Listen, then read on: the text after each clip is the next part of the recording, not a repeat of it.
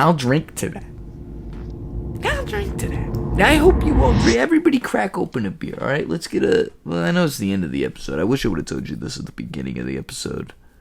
You know what I'll do?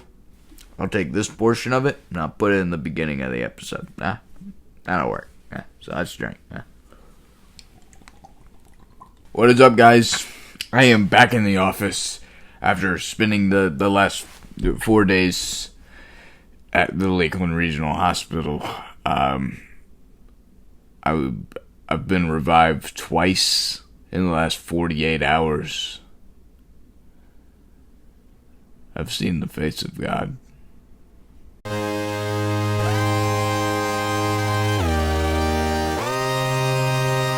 Yeah, so I was just gonna go ahead and pull my own plug.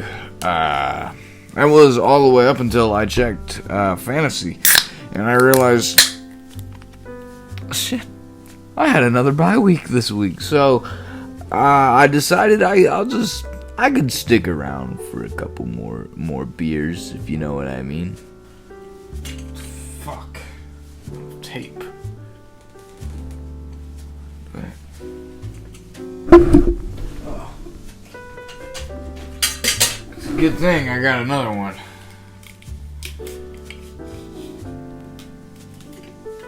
Christopher literally started like 5 people, which is the least amount ever started in the post-punishment era. Quite possibly ever. I'm not actually positive. But,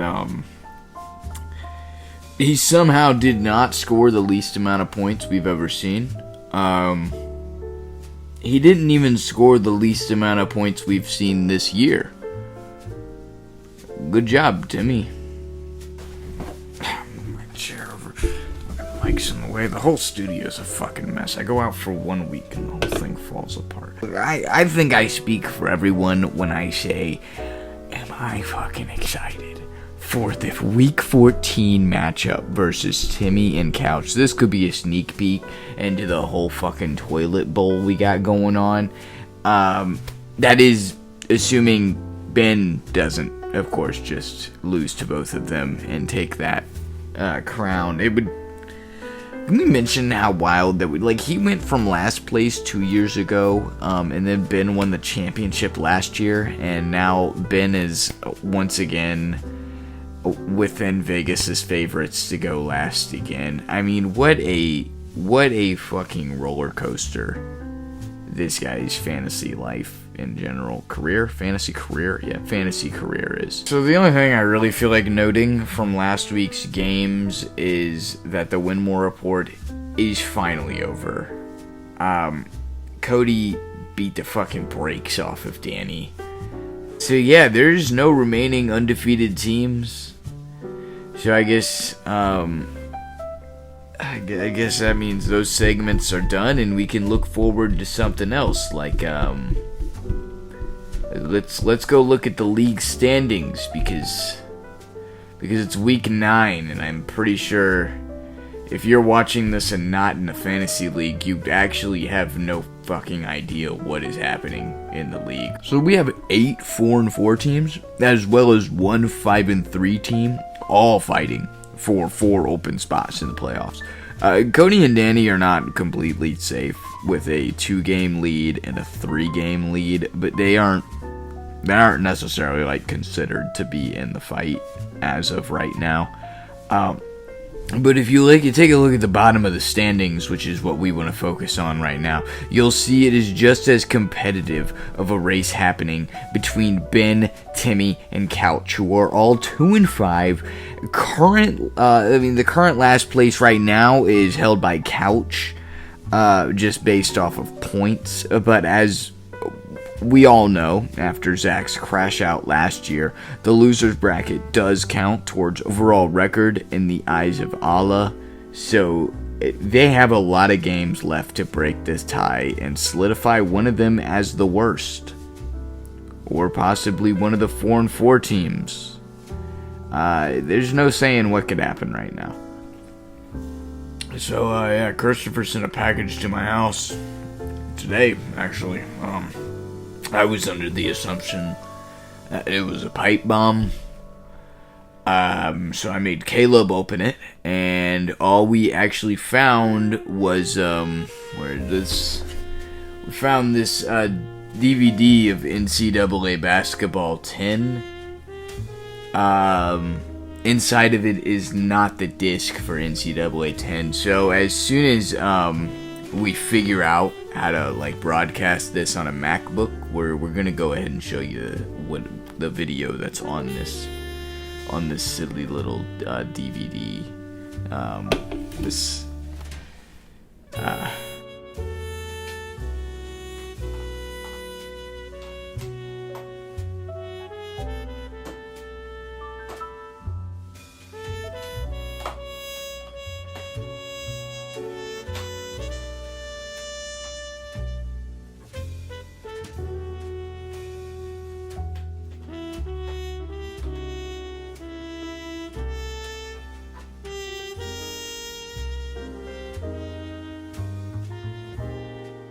I just want to say one thing.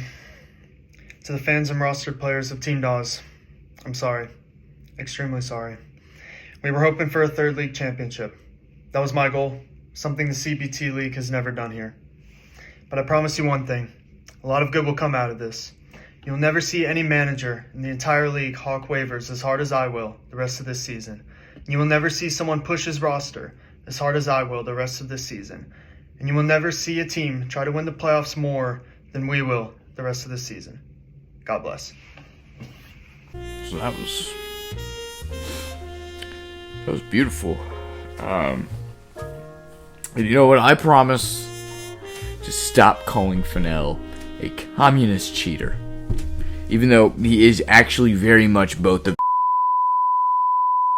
So I just recently found something very strange in our league. By recently, I mean like an hour and a half ago. I realized I don't play Danny a single time this year, but I do, however, play Zach Hollis and Christopher twice. I'm not like complaining because this benefits me more than just about anyone else in the league. But I just found that to be like really strange, you know, as to why we don't all just play each other for 13 weeks and then repeat week 1 on week 14. Like that would make sense to me, at least. Very strange and very much something to keep in mind during the next election season. You know, perhaps this is something that should be fixed. And if it's not, you know, perhaps Clown of the Week this week is brought to you by Gatorade. Is it in yet? Or, is it in you yet? Or, well, guys, I can't believe I am talking about this shit again. I mean, I can't get to see, I can't get a fucking single week without talking about this shit, it feels like. Somehow, Fennell has once again brought up the trade that we vetoed with him and Zach. Which, look, I'm a fair person. I wouldn't just make it Clown of the Week for something stupid like that. It's this statement here. That's why he's Clown of the Week. So now, I'm gonna have to give an entire breakdown of this shit.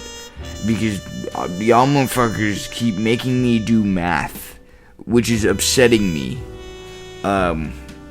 So now I gotta take us through this fucking mathematical slideshow just to prove my point. So week 5, he most likely does the same thing as Fennell and starts Demercado, or whatever the fuck you say that guy's name. He ends up losing 2.2 points in this deal, and he would end up 2-3. But we'll say at best right now he's 3-2 if we want to be optimistic to Fennell. Week 6, he loses 2.5 points in that trade. He loses again. He's now 2-4, At best, he's 3-3. Week 7, he ends up gaining a fuck ton of points, actually, and beats me. The 1 week, he really didn't need to gain all of these points. Fucking hell. So, yeah, he would be 4-3 at best, but he's most likely at this point 3-4. And finally, we move on to week 8, where he has a 5.4 positive spread on Trevor, or however the fuck you say that, but he has a 5.4 spread on Trevor.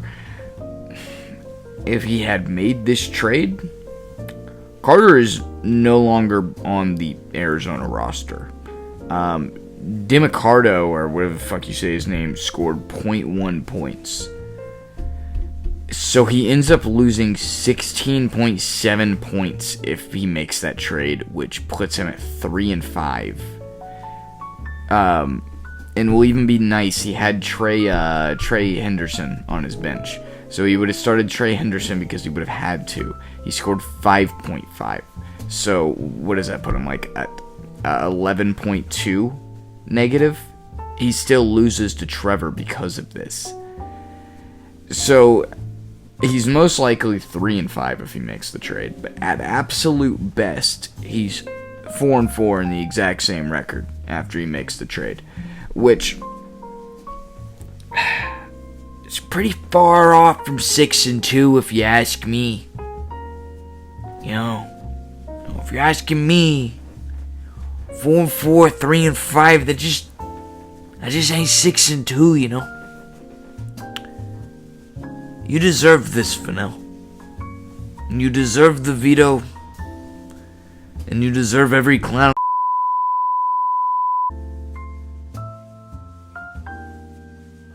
Alright guys, we are on the final predictions of the season, where I just throw up fucking numbers that only really make sense to people in the league. I'm actually not positive they make sense to people in the league.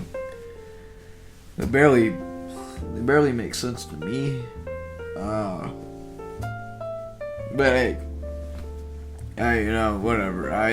This week, I wanted to go ahead and talk about we have a fantasy basketball league now that we started, which is super cool. Or something like that. We got guys like Alex is in there. We got guys like Zach Hollis is in there. We got guys like Communist Fennell is in there. And we got guys like Trevor is also in there. And we got guys like me who's in there. So we got 5 people in the league in there. Pretty cool, right? Anyways, we changed the scoring, and I originally won by 200 points in week 1. We changed the scoring in week 2, and fantasy stripped me of my win, and I'm now 0-1. See, the common denominator is that Fennell is in this league. He's not even the commissioner, but corruption just follows this. Well, guys, I know you're all probably waiting for Caleb's part in this, and you're probably wondering if where's Caleb at. But I did lie a little bit about one thing earlier. Christopher didn't only send me a DVD. He somehow managed to place the Wrath of God inside of that Amazon box. Whoa! So you guys can thank Christopher for killing Caleb. Guess I'm doing this shit all on my own again. So with that being said, this was the Final Fantasy report before the FSPs. And, you know, we're not coming back after the FSPs. So if this is it, if Season 7 never happens, if I finally retire and go drink a Corona on the beach instead of doing these videos, you know, if this is the last time you guys see me in the OG studio, then I just want to say that it has been an honor. It has been an absolute fucking honor to do fantasy reports for you guys for the last 6 years. And I'll drink to that. I hope you all drink. Everybody crack open a beer, alright? Let's get well, I know it's the end of the episode. I wish I would have told you this at the beginning of the episode. You know what I'll do? I'll take this portion of it, and I'll put it in the beginning of the episode. That'll work. So let's drink.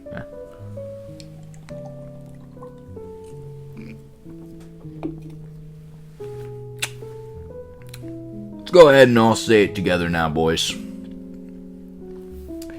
Godspeed. From the Cock and Ball Torture Organization. And best of luck to every single one of you. Not JC, though. It is unfortunate because I really need a win this week and I'm playing JC, so he's kind of in the way of that. I would like the whole sentimental ending where I care about all of you, but unfortunately, JC, I need you to fucking lose.